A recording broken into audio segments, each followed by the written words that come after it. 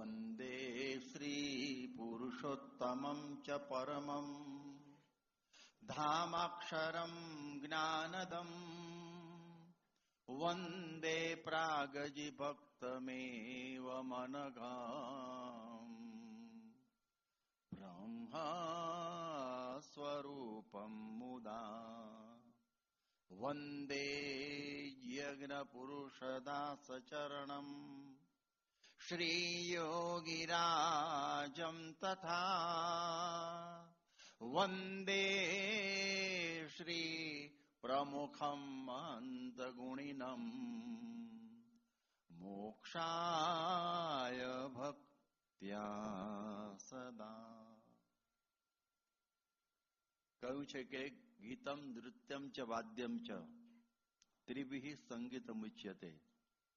ગીત, નૃત્ય અને વાદ્ય એ ત્રણ ભેગું થાય એટલે એનું નામ કહેવાય સંગીત. અહીં અત્યારે ગીતથી અને વાદ્યથી યુવકોએ અને પછી બાળકિશોરોએ અમારું સ્વાગત કર્યું. એટલે અમને એમ થયું કે આપણે હવે સંગીત સાથે જ જીવન સંગીતની વાત સાંભળીએ.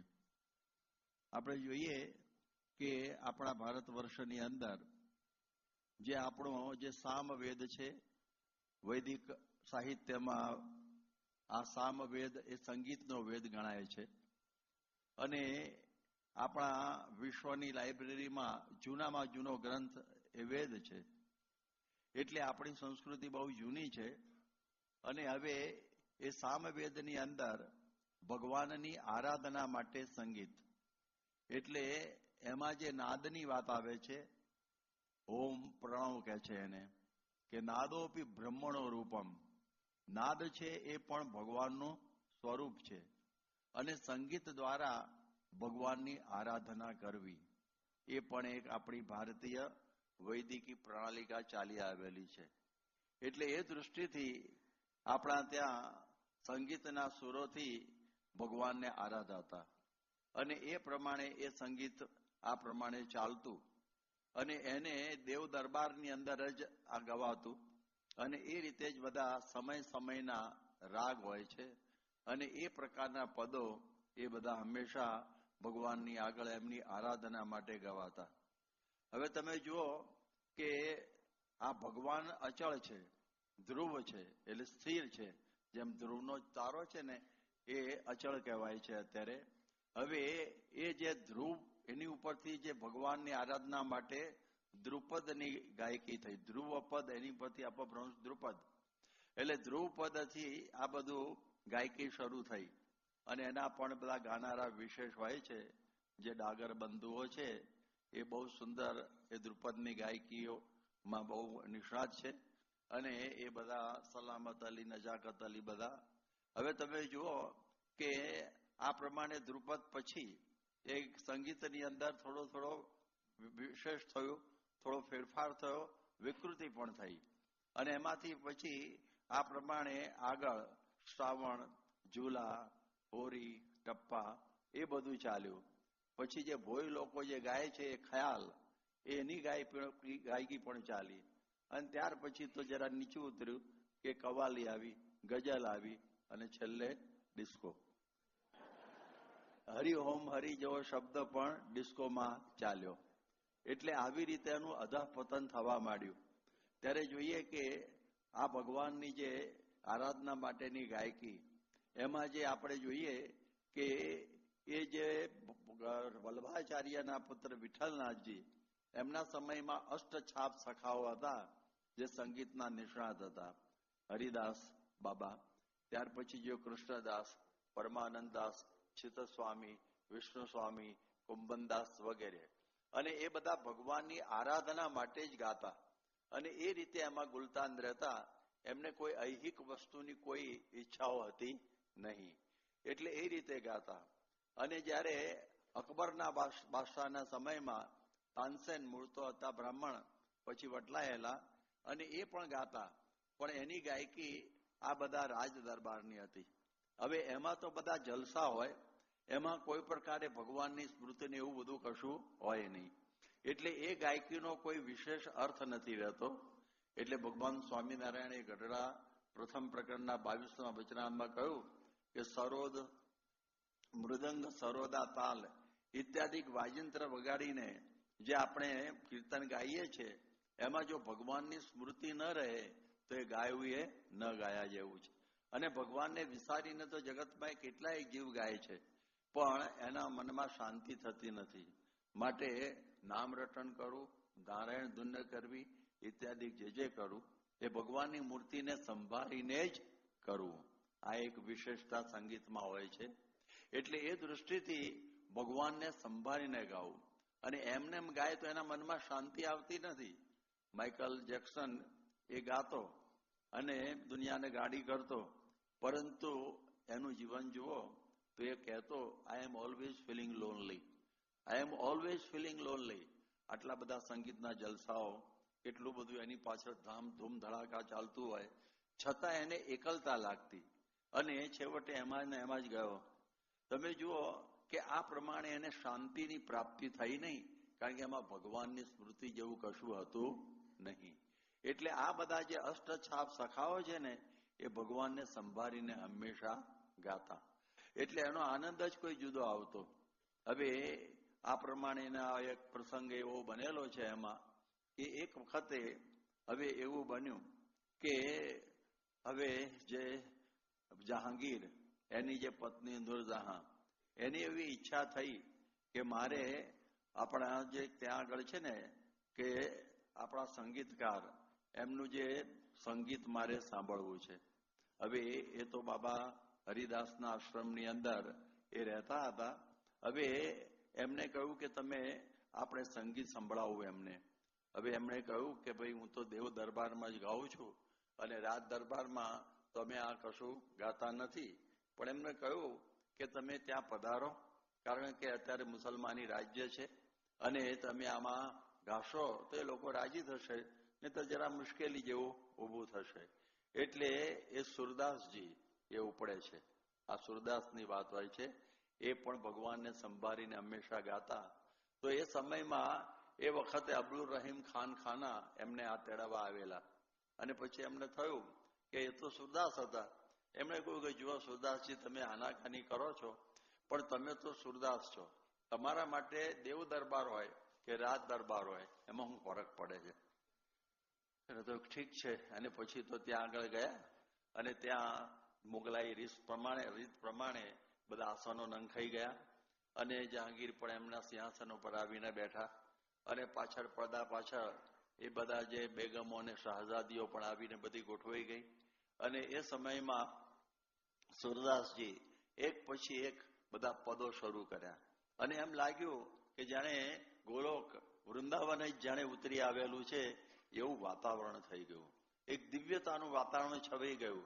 અને એ સમયમાં બસો મરે નયનન મે ઘનશ્યામ નંદલાલ એ પ્રકારનું પદથી જયારે પૂર્ણાહુતિ થાય છે ત્યારે એક અચાનક એવી ગજબની વાત બની કે ત્યાં જનાના વિભાગમાંથી એક શાહઝાદી દોડતી દોડતી આવી અને સુરદાસજીના પગ પકડી લીધા અને કહ્યું કે તમે જે કૃષ્ણનું જે વર્ણન કર્યું ને એના મને દીદાર કરાવો, એનો મને સાક્ષાત્કાર કરાવો, દર્શન કરાવો.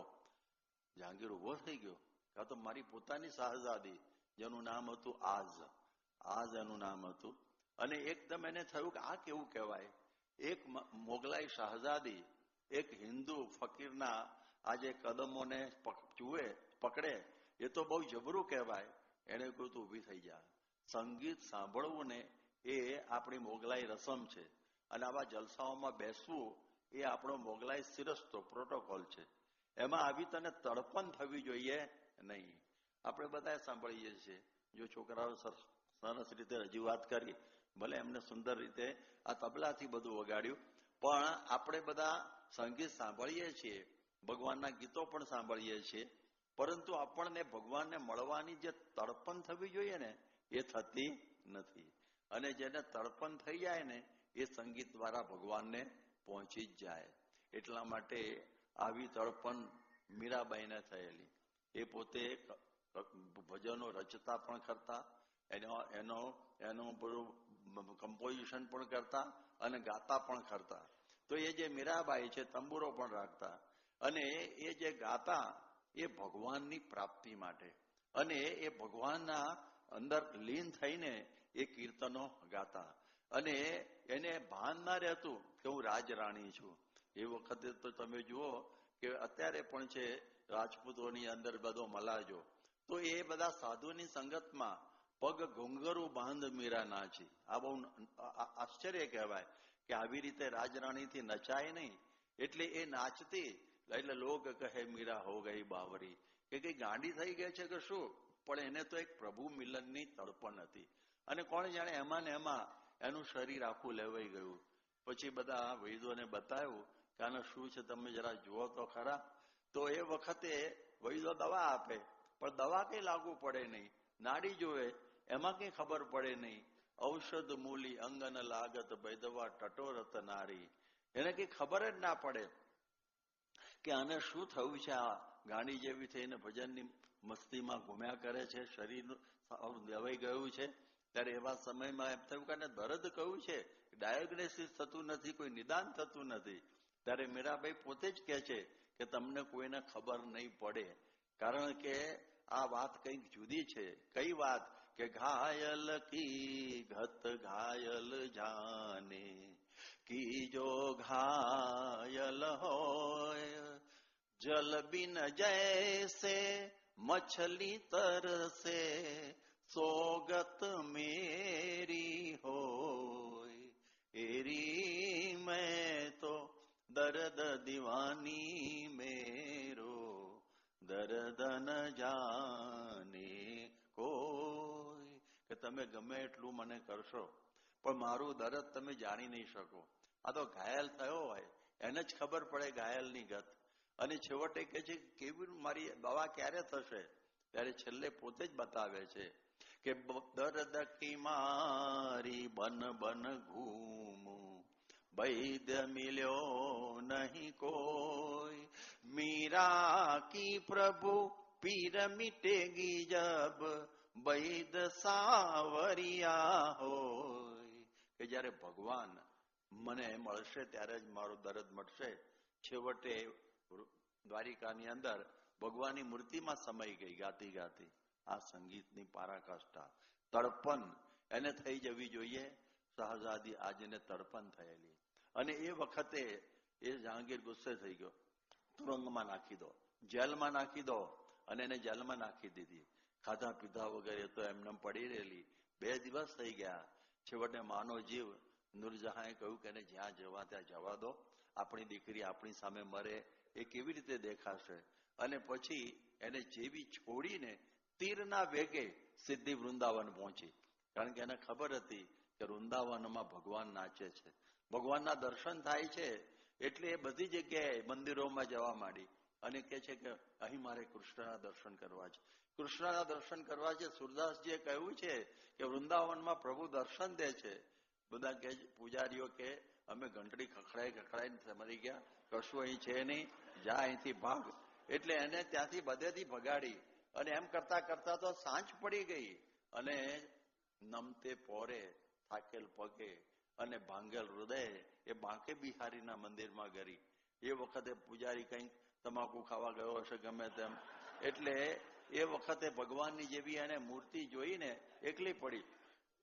હું એને પેસવા નહોતું જતું મંદિરમાં, કારણ કે મોગલાઈ પહેરવેશ એનો લેબાસ, અને એટલે એ પ્રવેશ ના કરવા દે, કાઢી મૂકે. અને અહીં આગળ સહેજે પ્રવેશ થઈ ગયો. અને જેવી ભગવાનની મૂર્તિ એને જોઈ અને એના ભગવાનના દર્શનથી બાંકે બિહારી જેના હજી મંદિર છે ત્યાં એના અંતરમાંથી એક શાયરી છૂટી એકદમ કે સુની હો સુજાની મેરે દિલ કી કહાની તેરે હાથ મેં બિકાની બદનામી ભી સહુંગી દેવ પૂજા ઠાની તજ કલમા કુરાની નિમાઝ હું ભુલાની તેરે ગુનહોं को ग्रहूंगी श्यामले सलोने शिर ताज शिर कलाधर तेरे नेह दाग में निदाग हो के बहूंगी नंद के कुमार कुर्बान तेरी सूरत पे हो तो मुगलाणी हिंदवाणी हो रहूंगी. એનો અર્થ એ થયો કે તમારા માટે મેં કલમા છોડી દીધા, નિમાઝ છોડી દીધી. અરે મોગલાણી મટી ગઈ, હિંદવાણી બની ગઈ. અને એ વખતે સાંજનો ચંદ્રોદય થયેલો અને સુરદાસજી પણ મંદિરમાં દર્શન આવેલા.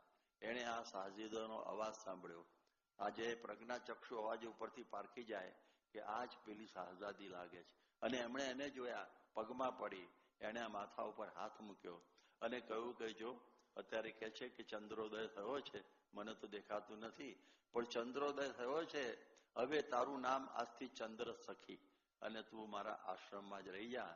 અને આખી જિંદગી એણે પદો બનાવ્યા, ગાયા, અને એનું છેલ્લું ચરણ આવે કે ચંદ્ર સખી ભજ બાલ મુકુંદા. પ્રમુખ સ્વામી મહારાજ જયારે અમદાવાદ મુંબઈમાં હતા ત્યારે એ મુંબઈમાં ગવૈયાઓ આવેલા, અને એ વખતે એમણે આ ચંદ્ર સખીના પદો સંભળાવ્યા ત્યારે મને આખી કથા એકદમ યાદ આવી ગઈ પ્રમુખ સ્વામીને કે ચંદ્ર સખી ભજ બાલ મુકુંદા. તો આપણને ખ્યાલ આવે ને કે આ તડપણ છે, તો આ એવી એક તડપણ થવી જોઈએ તો જ સંગીત સાચું. અને એ ક્યારે થાય કે જ્યારે સુરની સાથે સુરતાની જુગલબંધી થાય ત્યારે. આપણે તો મન હવા દે માળા ફેરવે, ગળ્યા હવા દે ગાય, કોઈ કોઈને પૂછે નહીં કે કલ્યાણ કેમ થાય, આવી પરિસ્થિતિ. અને ઘણા બધા ગાતા હોય તો કે છે નાચના કૂદના તાલકો પીટણા, રાંડિયા ખેલ કી ભક્તિ નાહી, રૈન દિન તાર નિર્ધાર સો લાગી રહે, કહે કબીર તબ ભક્તિ પાઈ. કે જયારે ભક્તિ ક્યારે થાય, નાચવું કૂદવું બધા કરે છે ને, પછી બધા ઢોલ વગાડે અને આવું થાય. ઘણી વખત બધા ભજન બધા બેસતા હોય ગામડાઓમાં અને ભજન ઉઠે સવારે ત્યારે એક ટોપલી ભરીને બીડીઓનો આ પ્રમાણે બધો ઠૂંઠા નીકળે, બીડીઓ પીતા હોય, દારૂ પીતા હોય. એનો અર્થ શું? એક બહુ જ મોટા આપણા ગાયક હતા, નામે ચૈદોને શું વાંધો છે, એ સાયગલ છે ને, એ બહુ સુંદર પદ એક છે જે બહુ અદભુત છે. બડે ગુલામ અલી બહુ ગાતા કે પિયા બિન આવત નાહી ચૈન. અને એ જયારે ગાય એટલે એ કેવી રીતે દારૂ પીને જ ગાઈ શકે, એમને ગાઈ શકે જ નહીં. એટલે બધાએ કહ્યું કે સુરદાસજી તમે જરા લીટી બદલો, પિયા બિન આવત નાહી ચૈન એવું નહીં, પણ પિયે બિન આવત નાહી ચૈન. તો એવી રીતે એ સુરદાસજી ગાતા, પણ અદભુત ગાતા. બડા ગુલામ અલી એની ઉપર ખૂબ ખુશ થઈ ગયેલા, એ વાત બધી જુદી છે. પણ કહેવાનો અર્થ એ છે કે આ પ્રમાણે એ જે સુર સાથે સુરતાની જુગલબંધી એ હોય તો જ એ સંગીત ભગવાન સુધી પહોંચે, બાકી તો એનો કોઈ અર્થ જ નથી. એક તાર નિર્ધાર સો લાગી રહે, તાર લાગી જવો જોઈએ ભગવાનની સાથે, ત્યારે એનું નામ કહેવાય સંગીત. તો જુઓ હરિદાસ બાબા, પછી આ બધા જે છે ને એમના જે અષ્ટસાપ સખાઓ એ રીતે ગાતા. આ તો વર્ષો પહેલાની વાત થઈ, પણ એના પછી આજથી લગભગ 250-250 વર્ષ પહેલા ભગવાન સ્વામિનારાયણ પ્રગટ થયા અને એમણે પણ સંગીત સંતોને કહ્યું કે તમે સંગીત શીખો. સંતો કે આ સંગીત અને સંતોને શું લેવા દેવા? આ પ્રમાણે સાધુઓ તો ભજન ગાય અને ભક્તિ કરે, માળા ફેરવે, ગામડે ગામડે ફરીને સત્સંગ કરાવે, એને સંગીતનું આ બધું કઈ અર્થ નહીં ને. એટલે ભલે એ કહે છે ને કે આ ગાવું અને બજાવવું એ કોઈ સાધુનું કામ નથી, એ તો ભક્તિ કરવી પોતાની રીતે. એટલે કે મહારાજ અમને સંગીતની અંદર શું કામ જોડો છો? એ કે જુઓ, રસિક કીર્તનોથી પણ ભગવાનની ભક્તિ થઈ શકે છે, માટે સંગીતથી આ મનની સ્થિરતા થાય છે, માટે તમે એ બધા સંગીત શીખો. તો એ વખતે બધા અમુક સંગીત ભણીને આવેલા, જે પ્રેમાનંદ સ્વામી, આપણા બ્રહ્માનંદ સ્વામી, અમુક બધા શીખેલા. મુક્તાનંદ સ્વામી તો સાધુ જ હતા, એટલે માર્ગી બાબા કહેવાય પહેલાથી, એટલે સંગીત લોહીમાં જ હોય, એટલે એ બધા પહેલાથી સંગીત શીખેલા હતા. તો અષ્ટછાપ સખાઓ શ્રીજી મહારાજના વખતમાં પણ હતા. જેમ મેં કહ્યું ને, બ્રહ્માનંદ સ્વામી, પ્રેમાનંદ સ્વામી, મુક્તાનંદ સ્વામી, નિષ્કુળાનંદ સ્વામી, કૃષ્ણાનંદ સ્વામી, દેવાનંદ સ્વામી, ભૂમાનંદ સ્વામી, આવા બધા અદભુત ગવૈયાઓ. અને પાછા પદો રચે એ, પદો કમ્પોઝ કરે એ, ગાય એ, અને વાદિત્ર પણ એ જ વગાડે, બધા સંગીત પણ વગાડે. આવું બધું કોમ્બિનેશન. એટલે ગુજરાતના સાહિત્યકારો કહે છે કે ભગવાન સ્વામિનારાયણના સમયમાં ભગવાન સ્વામિનારાયણે ગુર્જરી ગીરાને જે આ રસ થાળ ધરેલો છે ને, એવું કોઈએ કર્યું નથી. કારણ કે એમનામાં બધી પ્રકારના વિદ્વાનો હતા, સંસ્કૃતના, સંગીતના, અવધીના, પછી બ્રજ ભાષાના, ગુજરાતીના, એની સાથે આ સંગીત, એ તો એક સરસ મજાનો એક થાળ એ એમણે આ ગુજરાતને ભેટ આપેલો છે. એવું ભગવાન સ્વામિનારાયણના આ સંતોનું અદભુત સંગીત હતું. અને એ ભાન ભૂલી જતા. એમને સુર સાથે સુરતા હતી. ભગવાન સાથે એમને એક તાર હતો.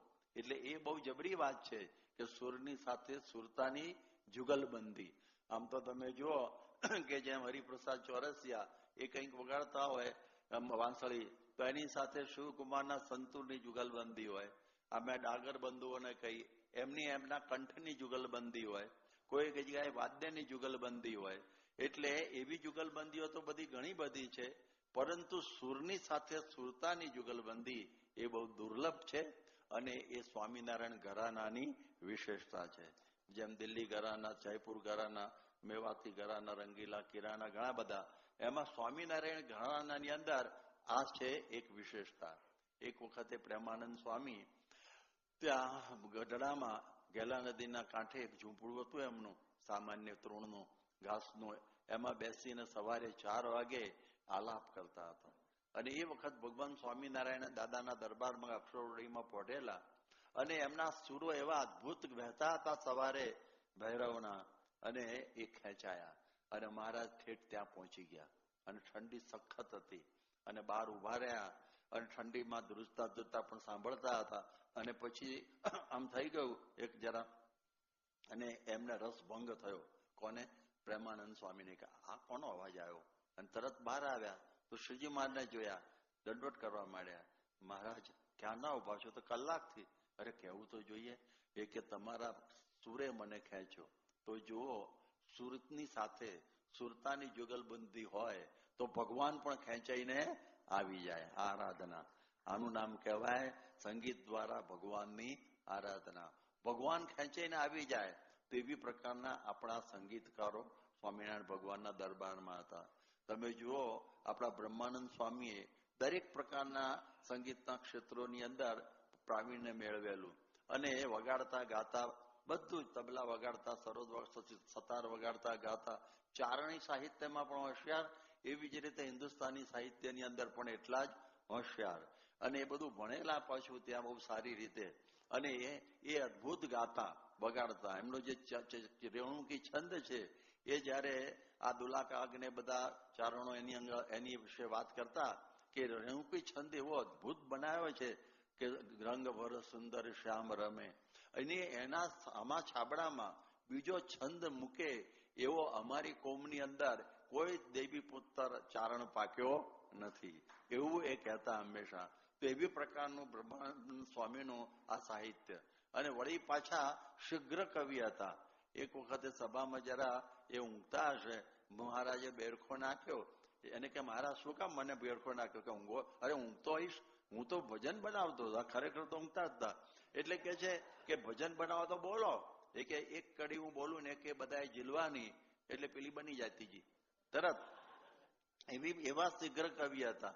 અને એ સમયમાં એમણે બધા 4 પદ બનાવી દીધા કે તારો ચટક રંગીલો છેડલો અલબેલા રે, કાઈ નવલા કસુંબી પાગ રંગના રેલા રે, એમ કરીને બનાવી દીધા પદો. તો આવા શીઘ્ર કવિઓ પણ હતા. એનું જે તમે જુઓ કે આપણા બધા સાહિત્યકારોએ આનું જે કવિતાઓની મૂલવણી કરી છે, ક્રિટિક, એની બધી વિવેચના, એ કહે છે કે સ્વામિનારાયણના આ જે કવિઓ છે ને એ કેવા હતા કે શ્રીજી એમના સાજ હતા, આ એમના કીર્તન હતા. અને એ જે કીર્તનો ગાતા પ્રત્યક્ષ ભગવાનની સન્નિધિની અંદર એ ગાતા. અને કહેતા મુક્તાનંદ સ્વામી ગાય તો ગાલ ઉપર લાલી ઢળતી, નિષ્કુળાનંદ ગાય ને તો લોકોને વૈરાગનો રંગ લાગી જતો. એટલે એક વખત તો ગામના ગલઢેરાઓ બધા કહેતા કે નિષ્કુળાનંદ સ્વામી તમારે આવા બધા પદો ગાવા નહીં. આ પદો કેવા ગાતા કે જનુની જીવો રે ગોપી ચંદની, પુત્રને પ્રેર્યો વૈરાગ્યજી, ઉપદેશ આપ્યો એણી પેરે, થયો સંસારીડો આગજી, જનુની જીવો રે ગોપી ચંદની. એ 10 પદ ગાતા ને તો એ ગામના જુવાનિયા છે ને સાધુ થવા નીકળી પડતા.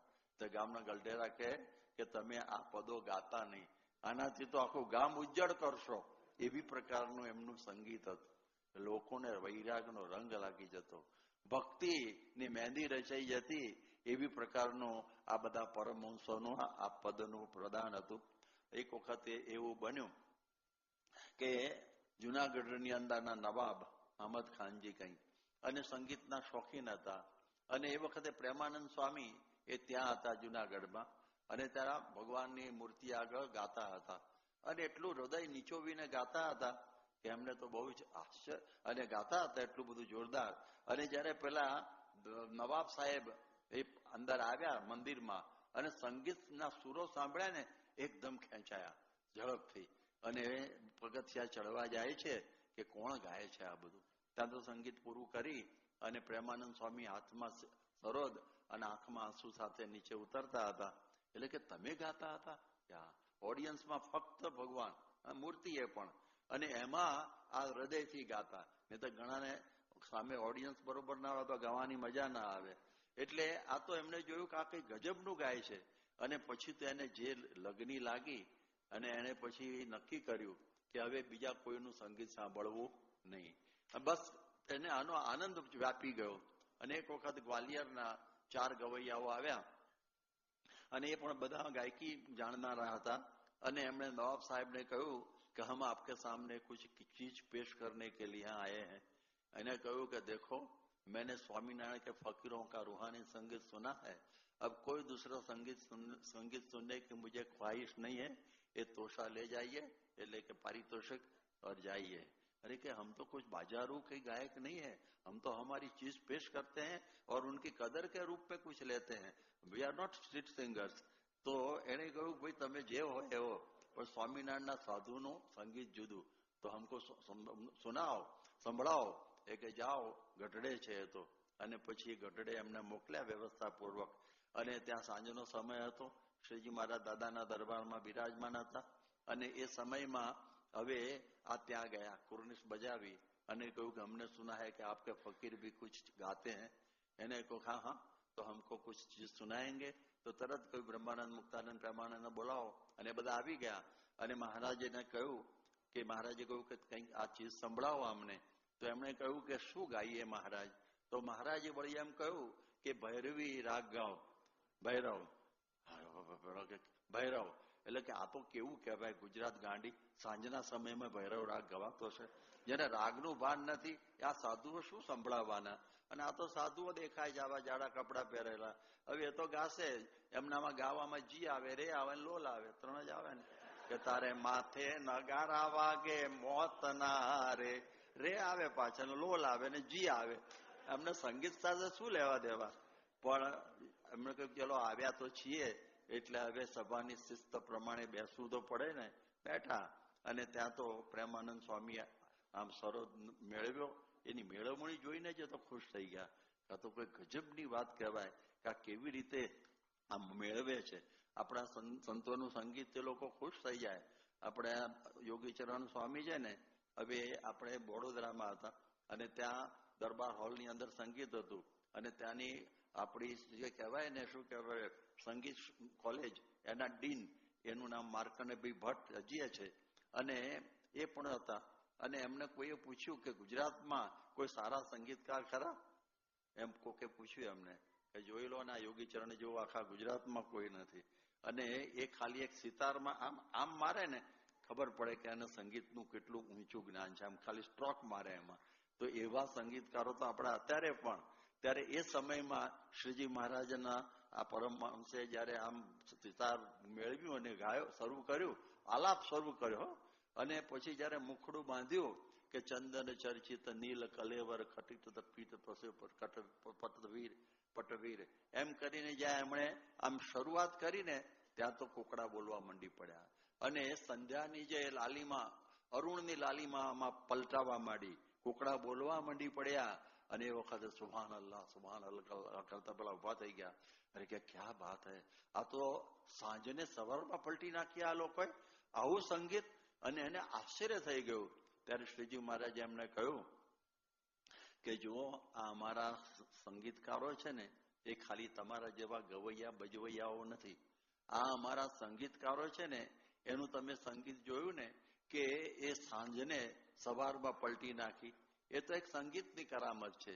પણ અમારા આ જે સંતો, એ મેં કહ્યું ને કે ખાલી ગવૈયા બજવૈયાઓ નથી, પણ ઝૂંપડે ઝૂંપડે, ગામડે ગામડે, શહેરે શહેરે, હળે હળે, ખેતરે ખેતરે ફરે છે. અને લોકોના જીવનની સંધ્યા જાણે ઢળી ચૂકી હોય તો એમની એ સંધ્યાને સોનેરી સવારમાં પલટી નાખનારા અમારા આ સંતો છે. આ છે જીવન સંગીત. આનું નામ કહેવાય જીવન સંગીત, કે સંગીત તો છે જ, પણ જીવન સંગીત.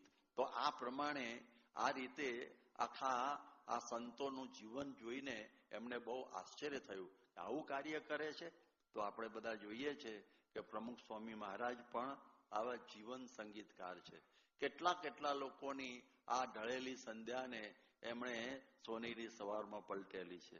એ પછી આ રીશુભા વાળા હોય, કે પછી રામસંગ બાપા હોય, કે પછી ટેમ્પા હોય, આ બધા નામ જ બોલું છું, વાતો તો આપણે આગળ ઉપર કરીશું. આ બધાના જીવનની સંધ્યાઓ ઢળી ચૂકેલી, 60-80 વર્ષના થઈ ગયેલા, એમને જીવન બધા રજળપાટમાં જ પૂરા થયેલા, અને દુનિયાના બધા દૂષણોથી ભરચક થઈ ગયેલા, અને એમની નમતી સંધ્યાને પ્રમુખ સ્વામીએ ખરેખર સોનેરી સવારમાં પલટેલી. હો, તમે જો રીશુભા કેવા ભક્તરાજ બની ગયા. અમારા રામસંગ બાપુ ઓદરકાના ખરેખર ભક્તરાજ. બાકી તો ભૂપત બારવટિયાના એ સાથી હતા. એવી જ પ્રકારના ટેમ્બા પણ એવા, એ જ પ્રમાણે સાંગાળનારા દાજી બાપુ પણ એવા. એ બધાઓના જીવન સ્વામીએ પલટ્યા. અરે આદિવાસીઓની તો સંધ્યા જ હતી ઠેઠ સુધી. એમને સંસ્કારનો સૂર્યોદય એમના ઝૂંપડામાં કોઈ દિવસ થયેલો જ નહોતો. એ દારૂ, તાળી અને બીજી પ્રકારના દુર્વ્યસનોમાં એ રીતે અંધારામાં જ અટવાતા હતા. અને પ્રમુખ સ્વામીના પદારવિંદ પડ્યા તો આજે 2 લાખ આદિવાસીઓ સત્સંગી થઈ ગયા. 2 લાખ જ્યાં બેઠા. બ્રહ્મ કીર્તન આદિવાસી, કોંકણા, ઉડશા, પછી પેલા શું કહેવાય વારલા, પછી ધોળિયા, આવા બધા આદિવાસીઓની જાતો છે. હવે આદિવાસી કુડચા તો મળદા ખાનારા છે. પણ આ બધાના જીવન પ્રમુખ સ્વામીએ બદલી નાખ્યા. એ લોકો વાત કરતા કે જયારે કે અમારે પહેલા છે ને દારૂનો નશો હતો, હવે પ્રમુખ સ્વામીએ ભક્તિનો નશો ચડાવી દીધો છે, એટલે પાછા પડે નહીં. એટલે એ એમના જીવનોમાં જોઈએ તો એ લોકો આવા જીવન બદલાઈ ગયા. કે નહીતર તો કોણ એમનો ઉદ્ધાર કરનારું હતું પ્રમુખ સ્વામી સિવાય. તો પ્રમુખ સ્વામીએ આવા લોકોના જીવન બદલી નાખ્યા. કેટલાક સાધુઓ થઈ ગયા, કેટલાક ભણી ગણીને બધા હોશિયાર વિદ્વાન થઈ ગયા, વ્યવસાયો બદલી નાખ્યા. હવે એવો આખો ફેરફાર સ્વામી એમના જીવનમાં કર્યો. એવા યુવાનોની અંદર પણ એવી જ સંધ્યા હતી. એમના જીવન પણ અંધારીમાં અટવાતા હતા.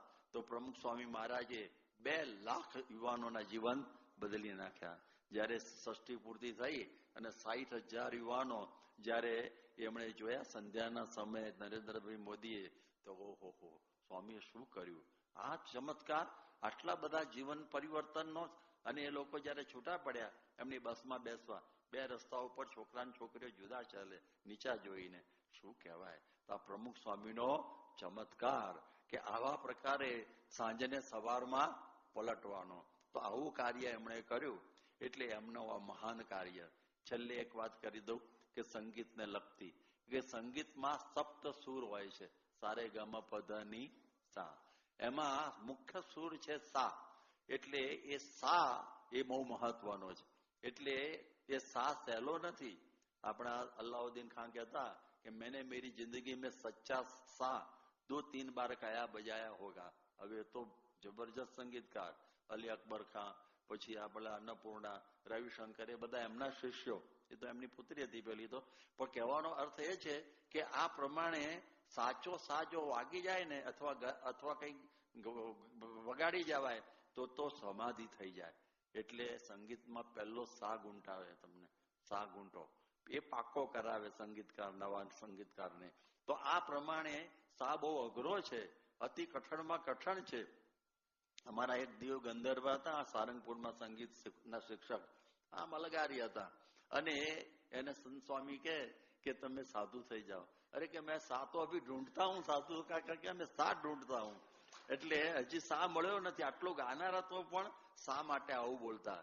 તો જુઓ, આપણે જરા એને આધ્યાત્મિક રીતે કહીએ કે જેમ સંગીતની અંદર સાનો મહિમા ઘણો બધો છે, તો main is also a musical animal, એવું કાર્લો પિબ્રામ કહેતા.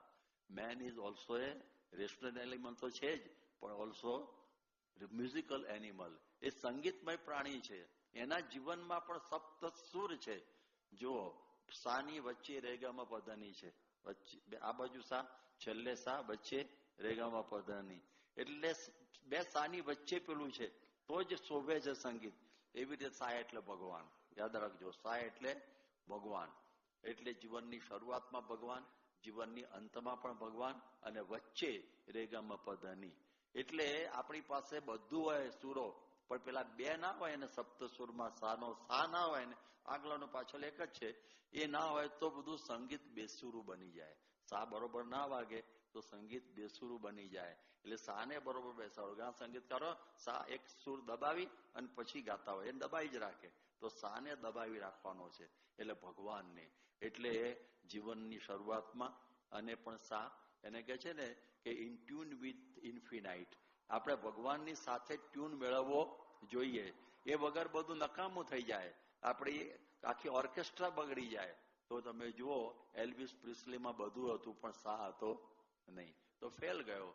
કોઈની પાસે સંપત્તિ હોય, રાવણની પાસે બધું હતું, પણ સા કહેતા રામ નહોતા, તો આખું જીવન બેસુરું ગયું અને એમનામાં જ ગયો. એવી રીતે કંસ શિશુપાલ બધા જોઈએ. એવી રીતે બીજા બધા પણ આજના બધા ઘણા બધા માંધાતાઓ અને બીજા બધા ઘણા બધા ચિત્ર વિચિત્ર માણસો કે જેની પાસે બધું હોય, પરંતુ ભગવાન ના હોય ને ત્યારે બધું નકામું. બધું નકામું થઈ જાય, જીવન બેસુરું બની જાય. એટલે એવા કેટલાય બધા દુનિયામાં લોકો છે કે જેના જીવનની અંદર ભગવાન નથી, એટલે નાસ્તિક જેવા. એટલે એના જીવનમાં કોઈ બરકત આવતી નથી. એ જીવન એમનેમ જ કાઢી નાખે છે. તો જુઓ, સા ભરી આપે ને મોટા મોટો સંગીતકાર. તો આજે જીવનના સંગીતની અંદર સા કહેતા ભગવાન એ આપવાનું કામ જે કરે એ જીવન સંગીતકાર કહેવાય. અને એ છે આપણા ગુરુ પ્રમુખ સ્વામી મહારાજ, કે એમણે આ કાર્ય કર્યું. આ સંગીતની મેં બે વાત તમને સમજાવી. એક તો સંધ્યામાંથી ઉષાનું વાતાવરણ, અને બીજું શું સમજાવું છું કે જીવનમાં ભગવાન ભરવા. તે જીવનમાં ભગવાન ભરાઈ જાય ને તો એનો આનંદ અને ઉત્સાહ કોઈ જુદો આવે. જેમ ઝાડના પાંદડાને પાણી છાંટો તો લીલું ના થાય ઝાડ, મૂળમાં નાખો. તો ભગવાનમાં શ્રદ્ધા કરીશું ને તો ધર્મ, જ્ઞાન, વૈરાગ, ભક્તિ બધું ઓટોમેટિક આવી જશે. હવે આ અક્ષરધામ સ્વામીએ બાંધ્યું. હવે એના દર્શન માટે અત્યાર સુધી 4.5 કરોડ લોકો આવી ચૂક્યા છે, અને હજી પણ કદાચ વધારે પણ હશે. 4.5 કરોડ લોકો આવી ચૂકેલા છે. મારા ખ્યાલથી 5 કરોડની સંખ્યાએ પહોંચે છે. હવે 193 દેશો છે વિશ્વના, 190 દેશના લોકો અક્ષરધામ દિલ્હીમાં આવી ચૂક્યા છે. અને એ બધું જોઈને બહુ આશ્ચર્ય પામે છે. આપણા જે અબ્દુલ કલામ સાહેબ, એમણે પણ અક્ષરધામ જોયું અને બહુ જ આશ્ચર્ય પામી ગયા, કારણ કે એ તો એના ઉદ્ઘાટક હતા. અને પછી એમના ત્યાં જે મહેમાનો આવે રાષ્ટ્રપતિ ભવનમાં, એને ધકેલે બધાને કે જાઓ અક્ષરધામ જોઈ આવો. પહેલું એમાં આર.કે. લક્ષ્મણ આવ્યા. તમે બધા ટાઈમ્સ ઓફ ઇન્ડિયામાં અત્યાર સુધી જોયું હશે કે પહેલું જ એનું you said it common man એ આવતું, અને બીજું મોટું પણ એક કાર્ટૂન આવતું. બધાની ટીકા જ કરેલી, અને એથિસ્ટ એકદમ નાસ્તિક જ જેવા. અને એમણે ધકેલ્યા, અને એમણે આ બધું જોયું અને કહ્યું કે સ્વામી ક્યાં છે બનાવનાર. અને પ્રમુખ સ્વામીના દર્શન કર્યા. અમે બધા ત્યાં ઉભા હતા, આંખમાંથી આંસુ વહ્યા જાય. અને કે મેં અત્યાર સુધી ટીકા કરી છે, આ અક્ષરધામમાં કશું ટીકા કરવા જેવું તો નથી, પણ આપના દર્શન કર્યા, મારા જીવનમાં શાંતિ થઈ ગઈ. અને એ નાસ્તિકમાંથી આસ્તિક બની ગયા. ભગવાનનો સા ભરાઈ ગયો, એનો સા ભરાઈ ગયો. એના જીવનમાં આ સા આવી ગયો, બસ શાંતિની અનુભૂતિ એને થઈ ગઈ. તો જુઓ, આ પ્રમુખ સ્વામીનું કામ આ છે કે જીવનમાં સા ભરી દેવાનો. સતીશ ગુજરાલ, એક હિન્દુસ્તાનના એક વખતના પ્રાઇમ મિનિસ્ટરના ભાઈ, એ પણ નાસ્તિક, અને એને પણ આ બધું જોયું કે મને એમ લાગે કે આ બનાવતા 60 વર્ષો લાગે, આ તમે 5 વર્ષમાં કર્યું કઈ રીતે? અને આટલું બધું, હું કે આર્કિટેક્ટ છું, મેં બધું કામ કરેલા છે અને જોયેલા પણ છે વિશ્વના, આવું બે નમૂન મેં કોઈ દિવસ જોયું નથી. અને એને એમ થયું કે આ બનાવનાર ખરેખર ભગવાનનું સ્વરૂપ હોય તો થાય. એ પણ નાસ્તિકમાંથી આસ્તિક બની ગયો. શું થઈ ગયો? સા આવી ગયો. સા જીવનનો એક સા આપી દીધો સ્વામીએ. અમારા દુબઈમાં ભરતભાઈ એક પોતે કહે છે કે હું આવો જ હતો નાસ્તિક, પણ પ્રમુખ સ્વામીના દર્શન મને થયા ને હું આસ્તિક બની ગયો. તો જો આ એક સામાન્ય વાત નથી. એટલે કે છે ને કે ભગવાનમાં કોઈને શ્રદ્ધા કરાવવી એના જેવી કોઈ મોટી જનસેવા નથી. જેના હૃદયમાં ભગવાન આપવા એના જેવી કોઈ જનસેવા નથી. તો પ્રમુખ સ્વામી મહારાજ ખાલી વ્યસન મુક્તિને દુરાચાર સદાચાર વૃદ્ધિ એવું નથી, ભક્તિ ભરી દે છે હૃદયની અંદર. આ જે ભક્તિ ભરવી ને એ અતિ કઠણમાં કઠણ કામ છે. એ સ્વામીએ આ કરી દીધું. તો બધાના જીવનો ઝૂમી ઉઠેલા છે. આમ આનંદ આનંદ થઈ જાય બધાને. આ આદિવાસીઓ છે ને એની હું વાત કરું છું કે એ બધા ત્યાં પારડીની અંદર પેલી સ્કૂલ છે વલ્લભ સ્વામીની, એમાં એમને મને હરિપ્રસાદ સ્વામી એમના એલા હરિપ્રસાદમાં પાછો ગોટાળો ના થાય, એ આ જુદા છે. એટલે એ છે ને એ આપણા મિત્ર છે. અને એમણે ત્યાં હું ગયો હતો, એને મને બહુ વાત કરી કે એ જરા લિબરલ છે લોકો બધું અમુક ધર્મની એમની રીતે. એટલે એ મને વાત કરી કે અમારા ત્યાં બધા આદિવાસીઓ સેવા કરવા આવે છે. અરે સેવા નહીં, મજૂરી કરવા આવે. પણ 7 વાગે ને બધા આરતી શરૂ કરી દે. આરતી શરૂ કરી દે. પૂરેપૂરા અષ્ટકો બોલે છે પ્રમુખ સ્વામીની જય સુધીના. અમે કોઈ દિવસ ના નથી પાડતા એમને, બાઈ ભાઈ બધા બોલે. અને અમને નવાઈ લાગે કે આ બધું આ લોકોના જીવનમાં કેવી રીતે પેઠું. એ દારૂ નથી પીતા એમને ખબર છે, માંસ નથી ખાતા એમને ખબર છે, પણ આવી ભક્તિ તરત જ શરૂ કરી દે બધું કામ મૂકીને. આ કરનાર પ્રમુખ સ્વામી એ ખરેખર આ જીવનના સંગીતકાર છે. તો આવા લોકોના જીવનમાં આ ભક્તિ ભરી. હું ઘણી વખત એક પ્રસંગ પણ કહું છું કે આપણા મકરંદ મહેતા એ પણ બહુ નાસ્તિક, આપણા બહુ ક્રિટિક અને હિસ્ટોરિયન, આમ વિશ્વમાં નામ પણ નાગર, એટલે એમની પ્રકારના ટિપિકલ નાગર. એટલે આ પ્રમાણે એમને એમ થયું કે આપણી એક ટીકાએ પણ કરેલી, પછી સ્વામીના પ્રભાવથી કંઈક એમને ગુણ આવી ગયેલો. અને એમને થયું કે સ્વામી આદિવાસીઓમાં કામ કર્યું છે, મારે જોવા જવું. અને પછી એ ત્યાં આવ્યા સેલવાસ, દાદરા નગર હવેલી. અને એમાં એમણે આપણા સંતને મળ્યા અને કહ્યું કે અમારે તમારા બધા ગામ જોવા છે. પ્રોફેસર સાથે લઈ આવેલા બીજા. એમણે કહ્યું કે અમે તમને બતાવીએ ગામ. કેમ નહીં, હું પસંદ કરું, કારણ તમે સારું બતાવો, હું મારી મેળે પસંદ લિસ્ટ આપો. તે 73 ગામનું લિસ્ટ છે આપણું. એમાંથી એક સુરંગી ગામમાં એને પસંદ કર્યું, એક છોકરા સાથે મોકલ્યા. અને એ ગયા. અને એ વખતે એને જોયું કે ઘર એકદમ સ્વચ્છ. અરે ગામ આખું, ઘરે બધા સારા ઝૂંપડા જ ઝૂંપડામાં, કે આમાં આપણે જવાય કે જવાય ને. અંદર ગયા અને ત્યાં આગળ એક બાઈ રોટલો ગળતી હતી ચોખાનો. હવે આને બધા જુવારનો બધા રોટલા ખબર, મકાઈના, ઘઉંના, બાજરાના, સારો જુવાર, ચોખાનો રોટલો કે નવી ચીજ છે. એ કે મને ખાવા આપશો? એ કે હા, તમને ચખાડવાનું નહીં, જમાડી દઈશ, પણ તમે બેસો, આ રોટલો થઈ જાય પછી ભગવાનને થાળ કરું અને થાળ બોલી અને પછી તમને જમાડું. આ મકરંદ મહેતા કે મારો નાગર બ્રાહ્મણ, થાળની ચીજ મને ખબર નહીં. આ બાઈ છે ને મને ભક્તિનો પાઠ શીખવાડે છે કે ભગવાન ધરાયા પછી ખવાય, એમને મપાય નહીં. કે પ્રમુખ સ્વામી ખાલી વ્યસન મુક્તિ આદિવાસીઓમાં નથી કરી, ભગવાનની ભક્તિનો સાપ પણ અંદર આપી દીધેલો છે. ત્યારે આ એક પ્રમુખ સ્વામીનું કાર્ય છે ભાઈ, કે જીવનની અંદર ભક્તિ આપવી. અને એ વગર બધું નકામું છે, એના વગર બધું જીવન બધું બરબાદ છે. તો આ પ્રમાણે એક ભગવાન આપવાનું કાર્ય પ્રમુખ સ્વામી મહારાજે અદભુત રીતે કર્યું. યુવાનોની અંદર તમે જો બધા સવારે પૂજા પાઠ તિલક ચાંદલો કરી નીકળ્યા હોય, વાહ, એ કેવી મોટી વાત.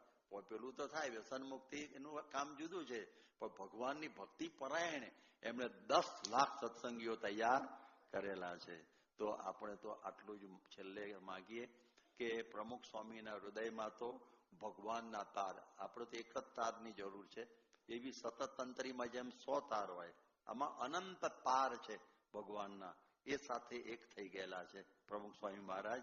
એમનામાં રણજણતા હોય છે તાર એમની વીણામાં, કે ભગવાનના તારો.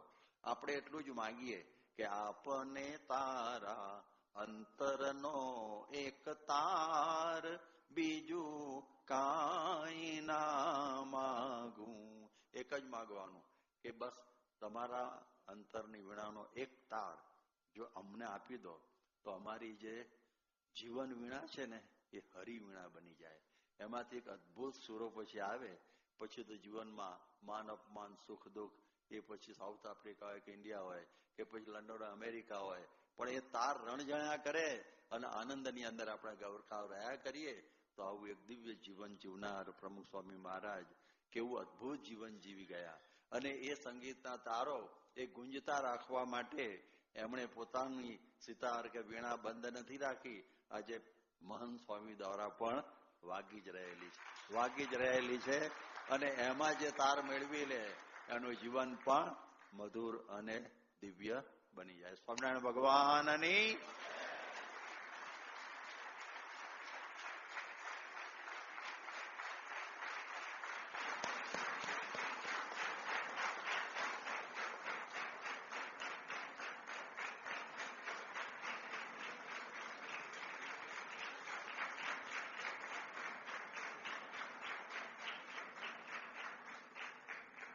ખરેખર એક અદ્ભુત મહોત્સવનું મંડાણ અત્યારે થઈ ગયું છે. આપણને આવા પૂજ્ય દિવ્ય સંત તેમની ઉપસ્થિતિની અંદર આપણે 3 દિવસ આ ભક્તિમાં આ જ્ઞાન